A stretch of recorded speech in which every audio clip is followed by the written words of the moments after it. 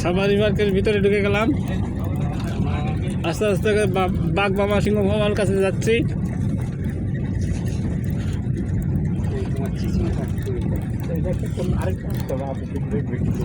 আমাদের বাসটি এসি, অত্যন্ত সুন্দর মিনি মাইক্রো মিনি বাস। কোনো গরম লাগতেছে না, এসি আছে এবং খুবই সুন্দর লাগছে। আপনাদের বলে বোঝাতে পারবো না যে এত সুন্দর লাগছে, এতই সুন্দর লাগছে। একটি প্রাকৃতিক সৌন্দর্যের মাঝে কিন্তু মানুষ বসে রয়েছে বাঘের দেশে। আরে সাহস